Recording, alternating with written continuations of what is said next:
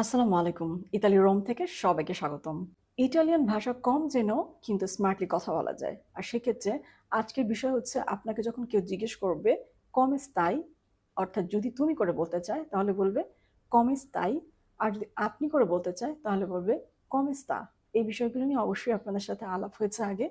But আজকের বিষয় হয়েছে যখনই আপনাকে কেউ জিজ্ঞেস করবে "কেমন আছো?" কিংবা "কেমন আছেন?" অর্থাৎ "come stai?" অথবা "come sta?" সেক্ষেত্রে আমরা কিন্তু উত্তর দিতে পারি বিভিন্নভাবে। আর এই বিভিন্নভাবে উত্তর দেওয়ার বিষয়টা যদি আপনি শিখে যান, তাহলে কিন্তু আপনি নিজেকে স্মার্টলি প্রেজেন্ট করতে পারছেন এবং বোঝাতে পারছেন আপনি ইটালিয়ান ভাষা জানেন।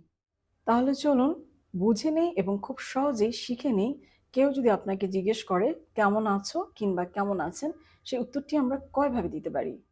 "come stai?" কেমন আছো? "come sta?" কেমন আছেন? উত্তর দিব প্রথমে বেনে অর্থাৎ ভালো, গুড।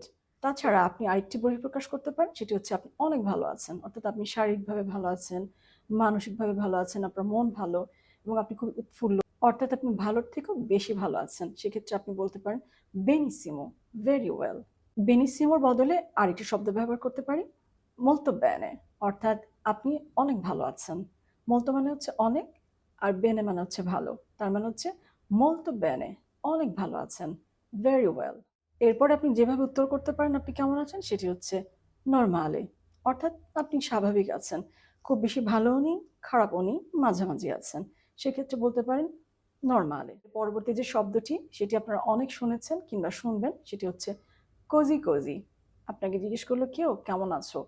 আপনি আসলে মোটামুটি আছেন। খুব একটা ভালোও নেই, খারাপও নেই, মাঝামাঝি অবস্থায় আছেন।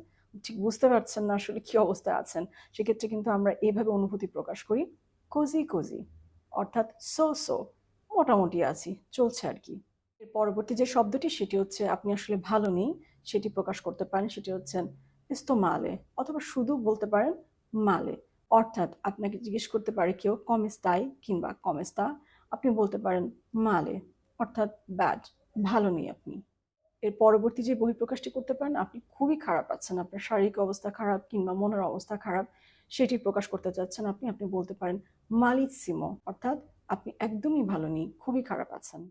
সুপ্রিয় দর্শক, এই ছিল স্মার্টলি কথা বলার জন্য খুবই গুরুত্বপূর্ণ একটি টপিক, সেটি হচ্ছে আপনি কেমন আছেন তার উত্তর আপনি কয়ভাবে দিতে পারেন সেই বিষয়ে। আপনারা সবাই ভালো থাকবেন, সুস্থ থাকবেন। আসসালামু আলাইকুম।